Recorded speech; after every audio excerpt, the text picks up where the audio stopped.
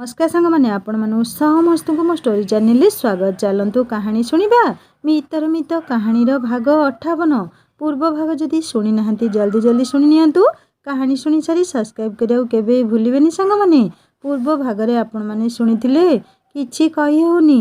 अर्पिता निमिना का देह खराब जानी बहुत मन दुख करी कहला, हे भगवान ठाकुरे एमिति काहेकि गले, बापा बोऊ कोठी अछंती।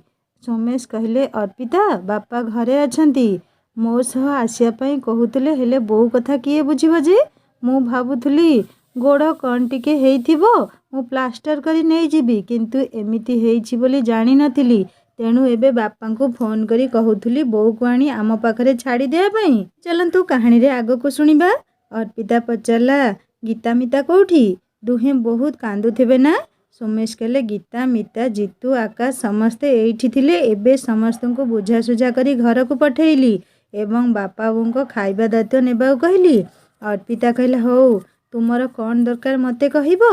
सोमेश कहले, हाँ व्यस्त हुअनी, तुमे पड़िशा घर काहाकू डाकी पाखरे शुआइब, एकुटिया शोइब नहीं, पेट पूरा खाइब, हाँ टाब्लेट सब मने करी खाइब, सबू कही सोमेश फोन रखिले। अर्पिता फोन रखी मुहा हाथ धोई होई टिके व्यस्त लागिबारु हॉर्लिक्स गोलाई पी देई सुरबाबू को प्रथमे फोन करी बुझाइला एवं तापरे गीता मिता को फोन करी बुझाइला। दुहे बहुत कांदुथिले, सेमान कांद देखी अर्पिता भी कांदी पकाइला। अर्पिता दुही को बुझासुझा करी फोन रखिला। मन भल लगिला नहीं निमिना पाई, तेणु रोषेई करिला नहीं। खट उपरे गड़ी पड़ी अभिप्सार चिठी खोली पढ़ी ता मोबाइल नंबर को देखी अभिप्सा पाखक फोन करी खूब कम समय कथा होई ता गिफ्ट पाइबा कथा जणाइला। अभिप्सा बहुत खुशी हो गला एवं सिम पकाई एक्टिवेट कले फोन करिया कहिला। अर्पिता मन दुख से भी जानी पाला नहीं, कारण से कोचिंग क्लास थिला एवं सेथिपाई से भी बेसी समय कथा होई पाला नहीं। अर्पिता रातिरे पड़िशाहर भाउजौ डाकिला पाखरे शोया पई। अर्पिता को रातिरे एका शोइबा को प्रबल भय लगे। राति अधरे केबे भूत प्रेत स्वप्न देखिले तो सोमेश को जोरे माड़ी बसी आउली खाई तांका छाती रे मुह गुंजी दिए। शोइबा पूर्वरु सोमेश फोन करी बुझिले, खाइल ठीक रे, कौन खाइल? अर्पिता कहला, ना मन भल लागुनी तो किछि करिली नहीं, दोकानु ब्रेड किणी आनी चाहा करी खाइदेली। सोमेश टिके विरक्त होई कहले, जानिथिली परा दिने न रहिले भी तुमे निजर जत्न केबे भी नब नहीं। अरे रुटी दीटा आउ संतुला टिए करी खाई पाल नहीं, तुमे कहीं भूली जाउछ जे तुमे एबे जणे नुहे, दुई जण निज पई नहेले नहीं छुआटा पई तो चिंता कर। ब्रेड आउ टी रे कौन विटामिन अच्छी जहाँ से पाइब। हौ हौ जहाँ तो करिलो, मेडिसिन खाइछ? अर्पिता हाँ मारिला। सोमेश पचारे, काहाकू डाकिल शोइबा पई? अर्पिता कहला, हाँ रिंकी भाउज आसीछंती। सोमेश कहले, हौ कबाट दे शोई पड़, हाँ सकाळु उठी प्रथमे कौन खाइब, निज पई टिफिन नेब मने करिकी एवं मेडिसिन खाई स्कूल जीव, ग्लूकोज पीब मने करी। अर्पिता हाँ मारी फोन रखिला। परदिन सकाळे दीर्घ 3 घंटार ऑपरेशन परे आकाश और जीतू को निमिना का दायित्व रे छाड़ी सोमेश जेतेबेले घर को फेरिले समय दिन 11टा बाजी सारिथिला। सोमेश घर आड़कू जीवा पूर्वरु निज पकेट्रु घरर आउ एक चाबी काढ़ी जीवा बेलकू देखिले घरर कबाट खोला अछि। आश्चर्य सोमेश भीतर जाई देखिले अर्पिता रोषेई करुछि। सोमेश पचारे, अरे स्कूल जाइन कि? अर्पिता कहला, ना सान बोंको पाई मन भल लागुनी तो मु तुम पाई एवं घरे किए आसीथिबो हॉस्पिटल तांको पाई रोषेई करुछि। सोमेश कहले, मते न पचारि कौन पाई एते काम करुथुल? तुमको कहिथिल ना स्कूल जीव बाहरी की? तुम देह भल नहीं, मु सेथिपाई तो हॉस्पिटल पाखरे थिबा होटेल सब व्यवस्था करि देइछि। हौ सेतिकी थाउ, मु भल करी गाधोई आसे। सोमेश गाधुआ पाधुआ सारी आसिया पर अर्पिता गरम गरम कॉफी देई कहिला, तुमे कॉफी पियो, मु रुटी तरकारी आणुछि। अर्पिता रुटी तरकारी आनी सोमेश का पाखरे बसी पचाला, ऑपरेशन होईगला भलरे भलरे, घरु किए आसीछंती? सोमेश कॉफी पीबू कहले, हाँ आकाश आसीछंती, ऑपरेशन होईगला भलरे, किंतु सानबू बे गोटे मास हॉस्पिटल रहिबो, सेतिपाई मते ता पाखरे रहिबाकू पड़िबो, मु न रहिले आउ केही नाहांती रहिबा पाई। अर्पिता कहला, कौन करिबो भाबुछ? सोमेश कहले, चाकरी छाड़ी देबी, आउ कौन करिबी? अर्पिता टिके मन दुख करी कहला, सतरे छाड़ी देबो चाकरी? एते भल चाकरी?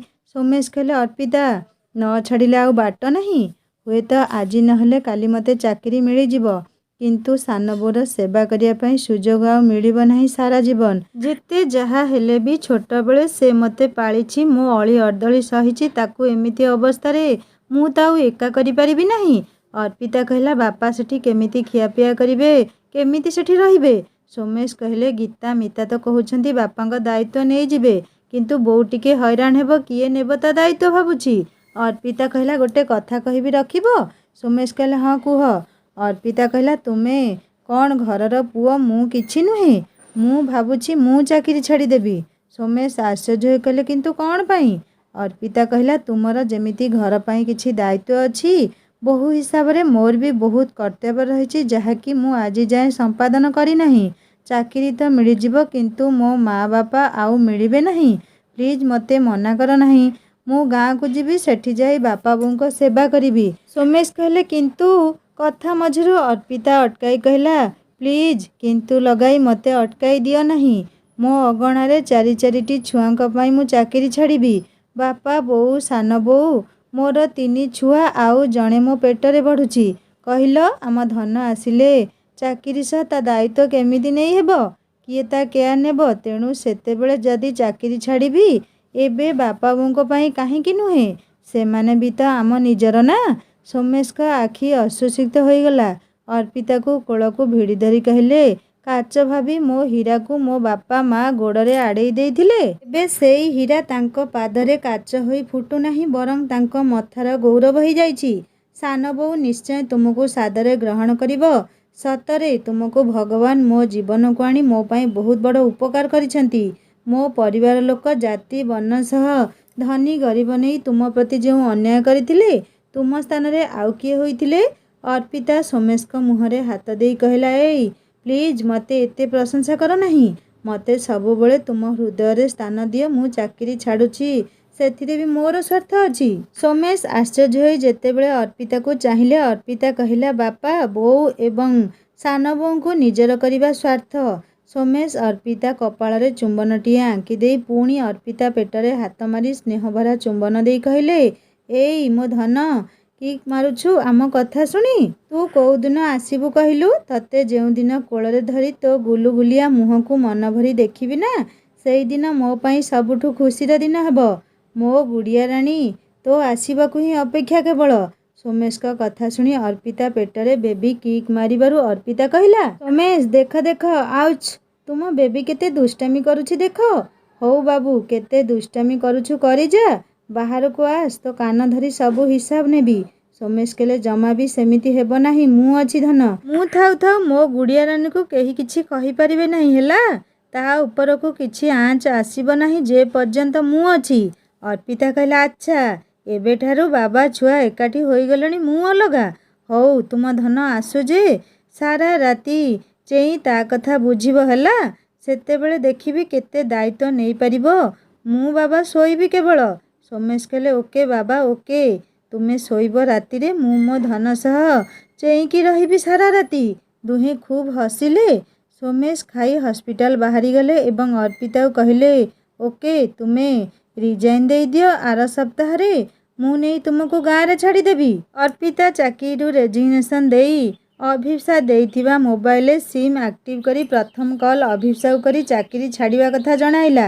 ଅଭିପ୍ସା କହିଲା, ଆରେ ହୁଣ୍ଡି, ସେମାନେ ତ ତତେ ବାସି ପେଜରେ ପଚାରିଲେ ନାହିଁ, ଏବେ ତୁ ଚାକିରି କରି ଭଲରେ ଅଛୁ, ପୁଣି ଚାକିରି ଛାଡ଼ି ସେଠିକୁ କ'ଣ ପାଇଁ ଫେରିଯିବୁ?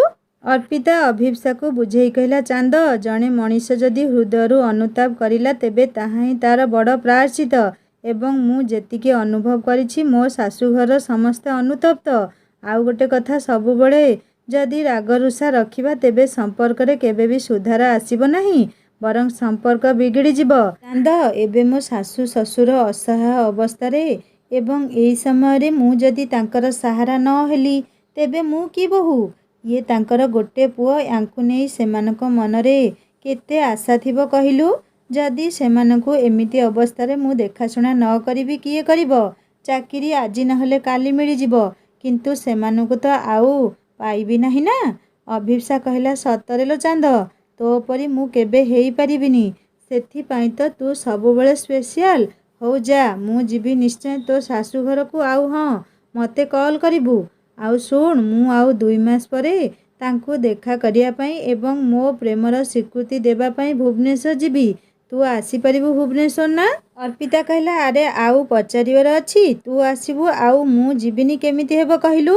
ତୋର ତାଙ୍କ ପାଇଁ ମୋ ତରଫରୁ ବହୁତ ବହୁତ ଲଭ୍ ଏବଂ ତୋତେ ବେଷ୍ଟ ୱିଶେସ୍। ଫାଇନାଲି ମୋ ଚାନ୍ଦ ତା ପ୍ରେମର ଗ୍ରୀନ୍ ସିଗ୍ନାଲ ଦେଇଦେବ। ହା ହା ହା।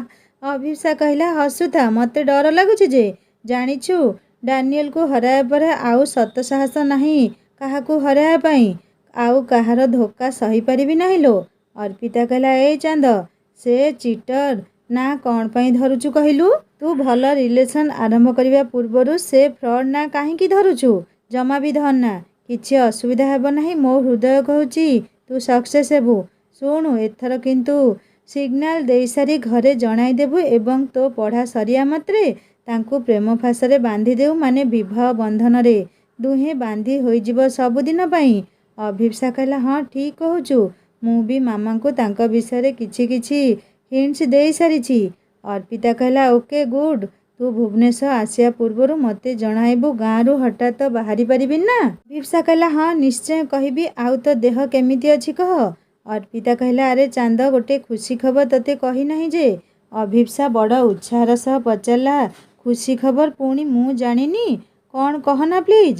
ଅର୍ପିତା କହିଲା, ଚାନ୍ଦ, ତୁ ତୁ ନା? ଅର୍ପିତା ଆଉ କିଛି କହିପାରିଲା ନାହିଁ। ଅଭିପ୍ସା କହିଲା, ଧେତ୍, କହନା କି ଖବର? ଖୁସି ଖବରଟା ମୋତେ ନ ଜଣେଇ ରହିଛୁ। ଅର୍ପିତା କହିଲା, ଚାନ୍ଦ, ତୁ ମାଉସୀ ହେବାକୁ ଯାଉଛୁ ଲୋ। ଅଭିପ୍ସା ଯେମିତି ଶୁଣିଦେଇଛି ଖୁସିରେ ନାଚି ଉଠିଲା ପରି ହେଇ କହିଲା, ଇଏ, ମୁଁ ମାଉସୀ ହେବି? ମାନେ ମୋ ଚାନ୍ଦ ମା ହେବାକୁ ଯାଉଛି? ଓ ଗଡ୍, କେତେ ଖୁସି ଲାଗୁଛି ତୋ ପାଇଁ। ତୁ କ'ଣ କ'ଣ? ଅର୍ପିତା ସପ୍ତାହ ଭିତରେ କଟକ ଘର ଛାଡ଼ି ଗାଁକୁ ପଳେଇଲା ଏବଂ ସୁରବାବୁ ଓ ଶାଶୁମାଙ୍କ ଦାୟିତ୍ୱ ନେଲା।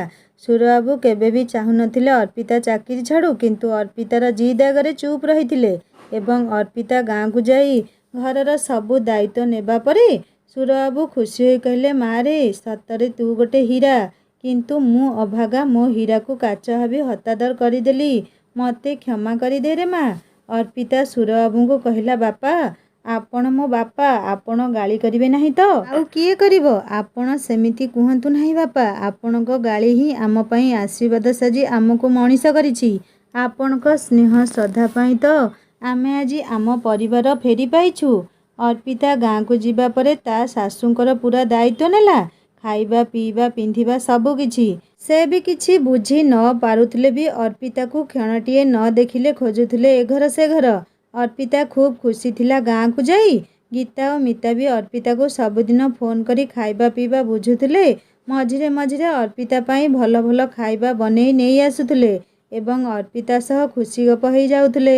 ସୋମେଶ ନିମିନାଙ୍କ ଦାୟିତ୍ୱ ନେବା ପାଇଁ ଚାକିରି ଛାଡ଼ି ଦିନରାତି ହସ୍ପିଟାଲରେ ରହି ନିମିନାଙ୍କ ନିତ୍ୟକର୍ମଠାରୁ ଆରମ୍ଭ କରି ପିତାମାତା ଯେମିତି ଛୁଆଙ୍କ ସେବା କରନ୍ତି, ଠିକ୍ ସେମିତି ନିମିନାଙ୍କ ଖିଆପିଆ, ଗାଧୁଆ ପାଧୁଆ, ଡ୍ରେସ୍ ବଦଳା ସବୁ କିଛି ନିଜେ କଲେ। ଆକାଶ ଓ ଜିତୁ ପ୍ରତି ସପ୍ତାହରେ ଦେଖିବା ପାଇଁ ଯାଉଥିଲେ ଏବଂ ଅପରେସନ୍ ପାଇଁ ଟଙ୍କା ଦେଇଥିଲେ ବି ସୋମେଶ ଗ୍ରହଣ କରିନଥିଲେ।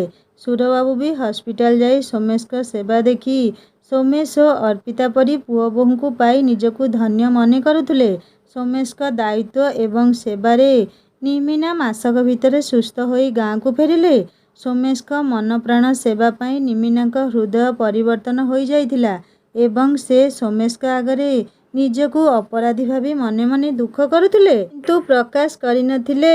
କିନ୍ତୁ ଯେତେବେଳେ ଗାଁକୁ ଫେରିଲେ ଅର୍ପିତାର ମନ ପ୍ରାଣ ଦେଇ ସେବା ଦାୟିତ୍ୱ ଦେଖି ଆଖିରୁ ଲୁହ ବୋହି ଯାଉଥିଲା ତାଙ୍କର।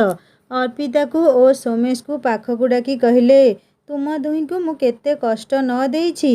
ମୋ ପାଇଁ ତୁମେ ଦୁହେଁ ବାରଦୁଆର ହେଲ, କିନ୍ତୁ ଆଜି ମୋ ପୁଅ ମୋ ବାପା ହୋଇଯାଇଛି ଏବଂ ମୋ ବୋହୂ ମୋ ମା ହୋଇଯାଇଛି। ତୁମେ ଦୁହେଁ ମୋ ପାଇଁ ଯେତିକି କରିଛ, ମୋ ଜନ୍ମ କଲା ବାପା ମା ଏତିକି କରିନଥିବେ। ମୋତେ କ୍ଷମା କରିଦିଅରେ ଦୁହେଁ। କୁହନ୍ତି ସାବତ ମା ସାତ ଡାହାଣୀ। ମୁଁ ତ ସେ ଡାହାଣୀ ପଦବାଚ୍ୟ ନୁହେଁ। ମୁଁ କ୍ଷମାର ଅଧିକାରୀ ନୁହେଁ, କିନ୍ତୁ ତଥାପି ଏ ହତଭାଗିନୀ ମାଟାକୁ କ୍ଷମା କରିଦିଅରେ। ନିମିନାଙ୍କ ଆଖିରେ ଅନୁତାପର ଲୁହ ଝରୁଥିଲା ଏବଂ ସୁରବାବୁଙ୍କ ଆଖିରେ ଖୁସିର ଲୁହ। ସୋମେଶ ଓ ଅର୍ପିତା ନିମିନାଙ୍କୁ କୋଳେଇ ନେଇ ନିମିନାଙ୍କ ପାଦ ତଳେ ବସି କହିଲେ, ସାନ ବୋଉ, ଏମିତି କୁହ ନାହିଁ। ତୁମେ ତ ଆମର ମା। ଦେବକୀ ମା ନହେଲେ କ'ଣ ହେବ, ଯଶୋଦା ମା। ନିମିନା ଦୁହିଁଙ୍କ କପାଳକୁ ଚୁମି କହିଲେ, ମୋତେ ଯଦି କ୍ଷମା କରିଦେଇଛ ଏବେ ଆଜିଠୁ ସାନ ବୋଉ ନୁହେଁ ବୋଉ ଡାକିବ। ତୁମ ଦୁହିଁଙ୍କ ବୋଉ ଡାକରେ ମୋ ପାପ ଧୌତ ହୋଇଯିବ। ସୋମେଶ ଓ ଅର୍ପିତା ନିମିନାଙ୍କୁ ଧରି କହିଲେ, ନିଶ୍ଚୟ ବୋଉ। ନିମିନା ଦୁହିଁଙ୍କ ମୁହଁରୁ ବୋଉ ଡାକ ଶୁଣି ଆତ୍ମତୃପ୍ତି ଅନୁଭବ କଲେ ଏବଂ ସୁରବାବୁଙ୍କୁ କହିଲେ, ବୁଝିଲ ସମୁଦୁଣୀ ଓ ରାଜା ହସ୍ପିଟାଲ ଯାଇଥିଲେ ବି ମୁଁ ସେମାନଙ୍କୁ କିଛି କହିନଥିଲି। ସେ ସବୁ ମୋର ଭୁଲ। ଟିକେ ରାଜାକୁ ଫୋନ୍ ଲଗେଇଲ, ଆଉ ମିତା ଗୀତା ଶାଶୁ ଶ୍ୱଶୁରଙ୍କୁ ଫୋନ୍ ଲଗେଇଲ, ବୋହୂ ଘର ଓ ଝିଅ ଘର ସମସ୍ତଙ୍କୁ ଫୋନ୍ କରି ଡାକିବି, ସମସ୍ତେ ସମସ୍ତଙ୍କ ସହ ମିଶିବେ। ସୁରବାବୁଙ୍କୁ ନିମିନାଙ୍କ କଥା ପସନ୍ଦ ଆସିଲା, ତେଣୁ ସେ ରାଜାଙ୍କୁ ଫୋନ୍ କରି ରାଜା, ଲିଜା, ମିନୁଙ୍କ ସହ ଲିନାର ପରିବାର ଏବଂ ରାଜା ବଡ଼ବାପା ଖୁଡ଼ିଙ୍କର ପରିବାରକୁ ଫୋନ୍ କରି ଘରକୁ ଡାକିଲେ ଏବଂ ଗୀତା, ମିତା ଶାଶୁ ଶ୍ୱଶୁରଙ୍କୁ ଫୋନ୍ କରି ଘରକୁ ଡାକିଲେ। ଗୋଟେ ନିର୍ଦ୍ଦିଷ୍ଟ ଦିନରେ ସବୁ ବନ୍ଧୁବାନ୍ଧବ ଆସିଲେ। ସୁରବାବୁ ରୋଷେଇଆ ବ୍ୟବସ୍ଥା କରିଥିଲେ।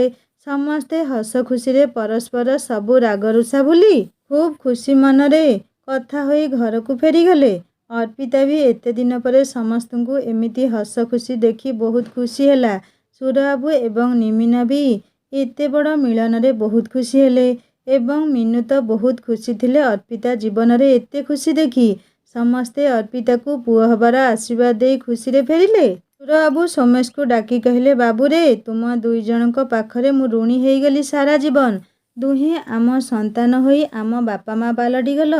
ସୋମୁ, ତୁ ଏବଂ ବୋହୂ ଚାକିରି ଛାଡ଼ି ନିଃସ୍ୱାର୍ଥପର ଭାବରେ ଆମ ପାଇଁ ଯାହା କରିଛ, ମୋ ପାଖରେ ତୁମ ତ୍ୟାଗ ପାଇଁ ଦେବାକୁ ସେମିତି କିଛି ବଡ଼ ଉପହାର ନାହିଁ। ହଁ, ମୁଁ କିଛି ଟଙ୍କା ସେଭ୍ କରିଛି ଜୀବନକାଳ ଭିତରେ ଏବଂ ବଞ୍ଚିଥିବା ସେଇ ଏକର ଜାଗାକୁ ତୋ ନାଁରେ କରିଦେଇଛି। ତୁ ଟଙ୍କା ନେଇ କିଛି ଗୋଟେ ବିଜନେସ୍ ଆରମ୍ଭ କର। ଦୁହେଁ ଆଉ ଆମକୁ ଛାଡ଼ି ଯିବ ନାହିଁ ତ ଏବଂ ମୋ ନାତି ସହ ଆମ ସମୟ କଟିଯିବ। ଏହା କହି ସୁରବାବୁ ଗୋଟେ ଚେକ୍ ସହ ଜାଗାର ଉଇଲ୍ ପେପର ସୋମେଶଙ୍କ ହାତକୁ ବଢ଼େଇ ଦେଲେ। ସୋମେଶ ଆଶ୍ଚର୍ଯ୍ୟ ହୋଇ ଚାହିଁଥାନ୍ତି ସୁରବାବୁଙ୍କୁ। ସୁରବାବୁ ଏବଂ ନିମିନା ହସୁଥାନ୍ତି। ଅର୍ପିତା ବି ଆଶ୍ଚର୍ଯ୍ୟ ହୋଇ ଚାହିଁଥିଲା ସୁରବାବୁଙ୍କୁ। ସୁରବାବୁଙ୍କୁ ଚାହିଁ ସୋମେଶ କହିଲେ, ବାପା, ଏସବୁ କ'ଣ ଦରକାର ଥିଲା? ତା ଛଡ଼ା ଗୀତା ମିତାଙ୍କର ବି ଏଇ ସମ୍ପତ୍ତିରେ ଭାଗ ଅଛି। ଏମିତି ହଠାତ୍ ମୋ ନାଁରେ କରିଦେବା ମୋତେ ଜମା ବି ଭଲ ଲାଗୁନି। ନିମିନା କହିଲେ, ଇଏ କିଛି ନୁହେଁ। ଆମେ ତୋ ପାଇଁ କ'ଣ କରିଛୁ ଯେ? ଯାହା ତୋ ଜେଜେଙ୍କର ଥିଲା ତତେ ଦେଲୁ। ଆଉ ରହିଲା ଗୀତା ମିତା କଥା, ସେମାନେ ତାଙ୍କ ପ୍ରାପ୍ୟଠାରୁ ଢେର ଅଧିକା ପାଇସାରିଛନ୍ତି। ତୁ ବଡ଼ ଭାଇ ହୋଇ ତାଙ୍କ ପାଇଁ ଯାହା କରିଛୁ ଆଉ ସମ୍ପତ୍ତିରୁ ଅଧା ବିକି ତାଙ୍କୁ ଯେଉଁ ସାହାଯ୍ୟ କରିଛୁ, ସେ ତ ତୋ ଋଣ ଶୁଝିପାରିବେ ନାହିଁ। ଆଉ ଭାଗ କ'ଣ ନେବେ? ଭାଗଠାରୁ ଢେର ଅଧିକା ଦେଇ ସାରିଛୁ ରେ। ତୋ ପରି ଭାଇ, ତୋ ପରି ପୁଅ ଆମକୁ ଜନ୍ମ ଜନ୍ମାନ୍ତରେ ମିଳୁ। ନିମିନାଙ୍କ ଆଖି ଛଳଛଳ ହୋଇ ଉଠିଲା। ଅର୍ପିତା ନିମିନାଙ୍କ କାନ୍ଧ ଉପରକୁ ଆଉଜି କହିଲା, ଆଉ ମୁଁ? ନିମିନା କହିଲେ, ତୁ ତ ମୋ ଘର ଲକ୍ଷ୍ମୀ ଆଉ ମୋ ଆଗାମୀ ବଂଶର ଜନ୍ମଦାତ୍ରୀ। ସମସ୍ତେ ହସିଲେ ଖୁବ୍ ଜୋରରେ। ସୋମେଶ କିନ୍ତୁ ଜମି ପେପର ନ ରଖି କହିଲେ, ବାପା, ଏ ଟଙ୍କା ଆଉ ପେପର ଥାଉ ତୁମ ପାଖରେ। ମୋର ଦରକାର ହେଲେ ନେବି। ମୁଁ ବି ନିଷ୍ପତ୍ତି ନେଇଛି ଆଉ ବାହାରେ ଚାକିରି ନ କରି ଗାଁରେ କିଛି ବିଜନେସ୍ ଆରମ୍ଭ କରିବି। ସେଇଥିପାଇଁ ମୁଁ କଥା ହେଇଛି ବି। ସୁରବାବୁ କହିଲେ, ହଉ, ଭଲ କଥା। ହେଲେ ମୁଁ ଭାବୁଛି ବୋହୂ ତାର ଏତେ ଭଲ ସ୍କୁଲ ଚାକିରି ଛାଡ଼ିଦେଲା। ମୋର କିଛି ଷ୍ଟାଫ୍ କହୁଥିଲେ ଏବେ ତ ପ୍ରାଇଭେଟ୍ ସ୍କୁଲ ବେଶୀ ଚାଲିବା ଆରମ୍ଭ କଲାଣି। ଯଦି ବୋହୂ ଆମ ଗାଁରେ ସ୍କୁଲ କରନ୍ତା, ପିଲାମାନେ ପଢ଼ନ୍ତେ ଏବଂ ଗରିବ ପିଲା ବି ମାଗଣାରେ ଶିକ୍ଷା ପାଆନ୍ତେ। ସୋମେଶ କହିଲେ, ହଁ ବାପା, ଭଲ ଆଇଡ଼ିଆ, କିନ୍ତୁ ଏବେ ଅର୍ପିତା ସ୍କୁଲ ସମ୍ଭାଳି ପାରିବ ନାହିଁ। ତଥାପି ତାକୁ ପଚାରନ୍ତୁ। ସୁରବାବୁ ଅର୍ପିତାକୁ ଚାହିଁବାରୁ ଅର୍ପିତା କହିଲା, ନାଇଁ ବାପା, ଆଗକୁ ମୋତେ ସମୟ ହେବ ନାହିଁ। ତେବେ 2-4 ବର୍ଷ ଯାଉ, ମୁଁ ନିଶ୍ଚୟ ଗାଁରେ ସ୍କୁଲ କରିବି। ସୁରବାବୁ କହିଲେ, ହଉ, ଯାହା ତୋ ଇଚ୍ଛା ମା। ସମସ୍ତେ ଗପୁଥାନ୍ତି। ଅର୍ପିତାର ମୋବାଇଲ ରିଙ୍ଗ ହେବାରୁ ଅର୍ପିତା ସମସ୍ତଙ୍କୁ କହି ମୋବାଇଲରେ ଦେଖିଲା ଅଭିପ୍ସା ନମ୍ବର ଆସୁଛି। ଅର୍ପିତା ଏତେ ଦିନ ହେବ ଅଭିପ୍ସା ସହ କଥା ହୋଇନଥିଲା, ତେଣୁ ଖୁସିରେ କହିଲା, ହଁ ଚାନ୍ଦ, କହ, ଆଜି ମନେ ପଡ଼ୁଛି ମୋ କଥା। ମୋବାଇଲ ଥାଇ ବି ମୋତେ କଲ୍ କରୁନୁ। ଯା, ମୁଁ ଆଉ କଥା ହେବିନି ତୋ ସହ। ଅଭିପ୍ସା କହିଲା, ତୋ ରାଗ ଅଭିମାନ ସବୁ ବୁଝୁଛି ଲୋ, ହେଲେ କ'ଣ କରିବି? ହସ୍ପିଟାଲ ଡ୍ୟୁଟି ପରେ ନାଇଟ୍ କ୍ଲାସ୍ ରହିଯାଉଛି ଆଉ ବାକି ସମୟ ଆଙ୍କ ଫୋନ୍ ଆସୁଛି ଯେ ଗପୁ ଗପୁ ରାତି 12। ଅର୍ପିତା କହିଲା, ଓ ତାହେଲେ ଏମିତି କଥା। ଏଇ ତୋର ଆଙ୍କ ତାହେଲେ ଆମ ଭିତରେ ଦୂରତା ବଢ଼େଇ ଦେଇଛନ୍ତି। ହା ହା ହା। ଅଭିପ୍ସା କହିଲା, ନାଇଁ ଲୋ ଚାନ୍ଦ, ସେମିତି କହ ନାହିଁ। ତୋ ମୋ ଭିତରେ କେହି ବି ଦୂରତା ବଢ଼େଇ ପାରିବେ ନାହିଁ ଲୋ। ମୁଁ ଖାଲି ଦିନସାରା ତାଙ୍କ ସହ କଥା ହେଇପାରୁନି ବୋଲି ସେ ମୋତେ ରାତିରେ ଫୋନ୍ କରିଦେଉଛନ୍ ନା। ହଉ ଛାଡ଼େ, ତୁ କେମିତି ଅଛୁ କହ। ଅର୍ପିତା କହିଲା, ମୁଁ ତ ଭଲରେ ଅଛି। ଆଉ ତୁ ତାଙ୍କୁ ତୋ ପ୍ରେମର ଗ୍ରୀନ୍ ସିଗ୍ନାଲ ଦେଲୁଣି ନା ନାହିଁ? ଅଭିପ୍ସା କହିଲା, ସିଗ୍ନାଲ ତ ଦେଇନି, କିନ୍ତୁ ବାବୁ ବୁଝି ସାରିଲେଣି ନିଶ୍ଚୟ, ନହେଲେ ମୋ ସହ ଏତେ ସମୟ କ'ଣ ପାଇଁ ଗପନ୍ତେ ଯେ? ହଁ, ଆଡମିନିଷ୍ଟ୍ରେଟିଭ ଲୋକ ତ ନିଶ୍ଚୟ ମୋ ପ୍ରେମକୁ ଧରି ନେଇଛନ୍ତି। ସେଇଥିପାଇଁ ତ ଦେହ ଖବର, ଖାଇବା ଖବର ସବୁ କିଛି ବୁଝୁଛନ୍ତି ସବୁଦିନ। ଅର୍ପିତା ପଚାରିଲା, ଆଚ୍ଛା ଏମିତି କଥା ତାହେଲେ। ତୋ ବାବୁଙ୍କ ଘର କେଉଁଠି କହ ତ? ଅଭିପ୍ସା କହିଲା, ଭୁବନେଶ୍ୱର। ଜାଣିଛୁ, ସେ ଗୋଟେ ପୁଅ ତାଙ୍କ ବାବା ମାଙ୍କର। ଆଉ ସବୁଠୁ ଭଲ କଥା ଜାଣିଛୁ, ସେ ଭାରି ସାୟ ନେଚର। ଅର୍ପିତା କହିଲା, ହଉ ଦେଖାଯାଉ, ମୋ ଜିଜୁଙ୍କ ସହ ମୋର କେବେ ଭେଟ ହେବ। ଅଭିପ୍ସା କହିଲା, ଆରେ ସେଇଥିପାଇଁ ତ ଫୋନ୍ କରିଛି। ଶୁଣ, ଆସନ୍ତା ରବିବାର ମୁଁ ଭୁବନେଶ୍ୱର ଯିବି ତାଙ୍କୁ ଦେଖା କରିବାକୁ। ତୁ ଆସିବୁ ପ୍ଲିଜ୍। ଆମେ ଦୁହେଁ ତାଙ୍କୁ ଦେଖା କରିବା, ଖୁବ୍ ଭଲ ଲାଗିବ। ପ୍ଲିଜ୍ ଆସିବୁ ନା? ଅର୍ପିତା କହିଲା, ହଁ ଯିବି ନିଶ୍ଚୟ। କିନ୍ତୁ ଚାନ୍ଦ, ମୁଁ ଯାଇ କବାମେ ହଡ଼ି ହୋଇଯିବିନି ତ? ଅଭିପ୍ସା କହିଲା, ତୁ ଯେ କ'ଣ ଭାବୁଛୁ। ମୁଁ କହିଦେବି ତାଙ୍କୁ, ସିଏ ମୋ ହାର୍ଟ ହେଲେ ତୁ ମୋ ଶରୀର ହେଲା। ତୁ ଆସିବୁ ନା? ମୁଁ କିନ୍ତୁ ତାଙ୍କ ସହ ତୋର ସାକ୍ଷାତ କରାଇ ତୋ ଶାଶୁଘର ଯିବି ବୁଲିବା ପାଇଁ। ଅର୍ପିତା କହିଲା, ଓକେ ବାବା, ମୁଁ ଯିବି। ଅଭିପ୍ସା କହିଲା, ଏଇ ଶୁଣ, ଜିଜୁଙ୍କୁ ଆଣିବୁ। ତାଙ୍କୁ ମୁଁ ଆଜି ଯାଏଁ ଦେଖିନି। କହିଦେବୁ ସାଲି ସାହିବାଙ୍କ ଅର୍ଡ଼ର, ଯେମିତି ହେଲେ ଆସିବେ। ଅର୍ପିତା କହିଲା, ଓକେ ମ୍ୟାମ୍, ଯେମିତି ହଉ କହିବି। ଅଭିପ୍ସା କହିଲା, ଠିକ୍ 11ଟାରେ ହୋଟେଲ ମାରିଅନ୍ରେ ଆସି ପହଞ୍ଚିବୁ। ମୁଁ ଅପେକ୍ଷା କରିଥିବି, ରହୁଛି ଏବେ। ଅଭିପ୍ସା ଫୋନ୍ ରଖିଲା ଏବଂ ଘରେ ସମସ୍ତଙ୍କୁ ଖାଇବା ଦେଇ ଫ୍ରି ସମୟରେ ଅଭିପ୍ସା ଫୋନ୍ କରିବା କଥା ସୋମେଶକୁ ଜଣାଇ କହିଲା, ପ୍ଲିଜ୍ ଆମେ ଯିବା, ନହେଲେ ମୋ ଚାନ୍ଦ ଖରାପ ଭାବିବ। ସୋମେଶ କହିଲେ, ସରି ଅର୍ପିତା, ମୁଁ ସେଇଦିନ ଭୋରୁ ଉଠି ଭୁବନେଶ୍ୱର ପଳେଇବି। କଥା କ'ଣ କି, ମୁଁ ଗାଁରେ ଗୋଟେ ମସଲା କମ୍ପାନୀ ଖୋଲିବି ବୋଲି କଥା ହେଇଛି ଏବଂ ସେଇଥିପାଇଁ ଆମ ଗାଁ ଶେଷରେ ଥିବା କିଛି ଜମି ମାଲିକଙ୍କ ସହ କଥା ହୋଇ 20 ବର୍ଷ ପାଇଁ ଜମି ଲିଜ୍ରେ ନେଇଛି ବି। ଖାଲି ମେସିନ୍ ସହ କାରିଗର ଯୋଗାଡ଼ କରିବି। ତେଣୁ ଏଇ ବିଷୟରେ କଥା ହେବାକୁ ଜଣେ କମ୍ପାନୀ ଓନରଙ୍କ ପାଖକୁ ଯାଉଛି। ସେ ମୋତେ ହେଲ୍ପ କରିବେ। ଅର୍ପିତା ତୁମ ପାଇଁ ଗାଡ଼ି ଯୋଗାଡ଼ କରିଦେଉଛି। ତୁମେ ଠିକ୍ ଟାଇମ୍ରେ ଯାଅ। ମୁଁ କାମ ସାରି ସିଧା ତୁମ ପାଖରେ ପହଞ୍ଚି ତୁମ ଚାନ୍ଦଙ୍କୁ ଦେଖା କରିବି ଏବଂ ତୁମ ଚାନ୍ଦଙ୍କ ପାଇଁ କିଛି ଗିଫ୍ଟ କିଣି ନେବି। ସୋମେଶଙ୍କ କଥା ଅର୍ପିତା ମନକୁ ପାଇଲା। ଅର୍ପିତା କହିଲା, ହଉ ଠିକ୍ ଅଛି, ସେଇଆ କରିବା। ଆଉ ହଁ, ଫେରିବା ବେଳକୁ ଅମୃତ ଘର ହେଇ ଆସିବା। ବହୁତ ଦିନ ହେବ ଅମୃତ ସହ ମୋର ଦେଖା ହୋଇନି ଯେ। ସୋମେଶ କହିଲା, ହଁ ଠିକ୍ ଅଛି। ଅଭିପ୍ସା ଫୋନ୍ ରଖି ଶିଲାଙ୍କୁ କହିଲା, ମାମା, ଆମେ 2 ଦିନ ଆଗରୁ ତ ଗାଁକୁ ଯିବା। ମୋର ତ ଆଜି ଛୁଟି ଅଛି। ଚାଲ ଯିବା। ଚାନ୍ଦ ବେବି ପାଇଁ କିଛି ଡ୍ରେସ୍ ଏବଂ ସ୍ୱେଟର ଏବଂ ମୌଜା କିଣିବା ଏବଂ ହଁ, ଚାନ୍ଦ ବେବି ପାଇଁ କଡ଼ା କିଣିବା। ଶିଲା କହିଲେ, ହଁ, ମୁଁ ଦାଦାଙ୍କୁ ଫୋନ୍ କରି କହିଛି ଏୟାରପୋର୍ଟ ଆସିବେ ଆମକୁ ନେବାକୁ। ତୁ ମାମୁଙ୍କ ଗାଡ଼ି ନେଇ ଯା, ଗିଫ୍ଟ କିଣି ଆଣିବୁ। ଆଉ ହଁ, ଦାଦାଙ୍କ ପୁଅ ପାଇଁ ଭଲ ଟେଡି ଆଣିବୁ। ସେ ଫୋନ୍ କରି କହିଛି। ଶିଲାଙ୍କ କାନ୍ଧରେ ଓହଳି ଅଭିପ୍ସା ପଚାରିଲା, ମାମା, ସତ କୁହ, ଅମୃତ ତୁମର ପସନ୍ଦ ନା? ଶିଲା କହିଲେ, ହଁ ମା, ମୋର ପସନ୍ଦ। ତୁ ଦେଖା କରିସାର। ଦାଦା ଯିବେ ତାଙ୍କ ଘରକୁ ପ୍ରସ୍ତାବ ନେଇ। ଯେତେ ଶୀଘ୍ର ତୋ ବାହାଘର କରିଦେଲେ ମୋ ମୁଣ୍ଡରୁ ବୋଝ ଯିବ। ଅଭିପ୍ସା ଲାଜେଇ ଯାଇ କହିଲା, ଓ ମାମା, ଏବେ ବାହାଘର ନୁହେଁ, ମୋର ପିଜି ସରୁ ତାପରେ ଯାହା। ଶିଲା କହିଲେ, ନାଇଁ, ସେମିତି ହେବ ନାହିଁ। ଜେଜେମାଙ୍କର ବହୁତ ଇଚ୍ଛା ତୋ ବାହାଘର ଦେଖିବେ। ଆଉ ତୋ ଏ ଆଈ ତ ଅନେଇ ବସିଛି। ତୋ ବାହାଘର ଦେଖିଲେ ଶାନ୍ତିରେ ମରିପାରିବ ଟିକେ। ବୁଢ଼ୀ ହେଲାଣି, ପାଚିଲା ତାଳ କେତେ ଦିନ ଆଉ ବଞ୍ଚିବ। ଅଜା ଯିବା ପରେ ତ ସେ ନା ଠିକ୍ରେ ଖାଉଛି ନା ଶୋଉଛି। ଅଭିପ୍ସା କହିଲା, ହଉ ଠିକ୍ ଅଛି, ହେଲେ କୁହ ନା ମାମା, ତାଙ୍କ ପାଇଁ କ'ଣ ଗିଫ୍ଟ ନେବି? ଶିଲା କହିଲେ, ଏଡ଼େଟିଏ ହେଲୁଣି, ଛୁଆ ଦୋଷ ଯାଇନି ନା। ତୁ ପ୍ରେମ କରିବୁ, କ'ଣ ଗିଫ୍ଟ ନେବୁ ମୋତେ ପଚାରିବୁ ନା। ଦେଖ କ'ଣ କିଣିବୁ। ଅଭିପ୍ସା କହିଲା, କ'ଣ ନେବି ଯେ ଭାବି ପାରୁନି। ଏମିତି ଭାବୁଛି, ହଠାତ୍ ତା ମୋବାଇଲ ରିଙ୍ଗ ହେଲା। ଅଭିପ୍ସା ଶିଲାଙ୍କଠାରୁ ଦୂରେଇ ଯାଇ ଫୋନ୍ ଉଠେଇ କହିଲା, ଆରେ ତୁମକୁ ହିଁ ମନେ ପକାଉଥିଲି, ଆଉ ତୁମ ଫୋନ୍ ଆସିଗଲା। ଅମୃତ କହିଲା, ଆଚ୍ଛା, ମୋ କଥା ଭାବୁଛ। ତେବେ ମୁଁ ତ ଭାବୁଥିଲି ଆମ ଡାକ୍ତରାଣୀ ସାହିବାଙ୍କୁ ମୋ କଥା ଭାବିବା ପାଇଁ ସମୟ କେଉଁଠୁ ମିଳିବ। ଅଭିପ୍ସା କହିଲା, ଅଫିସର ବାବୁ, ଡକ୍ଟରଙ୍କର କ'ଣ ଜୀବନ ନାହିଁ? ସେମାନଙ୍କୁ କ'ଣ ପ୍ରେମ କରିବାର ଅଧିକାର ନାହିଁ? ଅଭିପ୍ସା ପାଟିରୁ ପ୍ରେମ ଶବ୍ଦ ଶୁଣି ଅମୃତ ଖୁସି ହୋଇ କହିଲା, ଓ ମ୍ୟାଡ଼ାମ୍, ତେବେ ଏବେ ପ୍ରେମରେ ଅଛନ୍ତି? ଅଭିପ୍ସା କହିଲା, ଏଇ ପ୍ଲିଜ୍ ମୋତେ ଏମିତି କୋଚିଂ କରନି ପ୍ଲିଜ୍, ନହେଲେ ଫୋନ୍ କାଟିଦେବି କହୁଛି। अमृत कहला अभिप्सा ए अभिप्सा प्लीज फोन काटनी प्लीज प्लीज। ओके बाबा किछि कहबी नहीं आज कौन ड्यूटी नहीं कि? अभिप्सा कहला ना मोर छुट्टी अच्छी 2 दिन पर आमे गाँव को जीवु तो एवं सेठू मु तुमको देखा करिया को भुवनेश्वर जीवी। अमृत आश्चर्य होई कहला व्हाट इज इट रियल तुमे सतरे मते देखा करिब?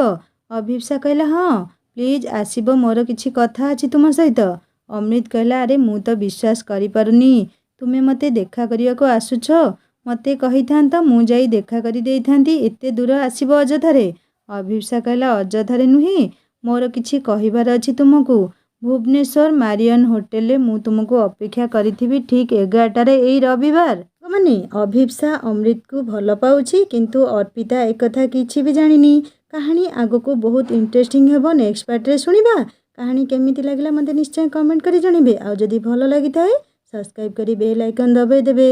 हिंदी स्टोरी चैनल को विजिट करंतु नुआ नुआ कहानी अपलोड हो जाइछि। यही कहानीर डिस्क्रिप्शन में लिंक अच्छी कहानी शुणी सारी सब्सक्राइब करियो केबे भूलिबेनी। रहुछि नमस्कार जय जगन्नाथ।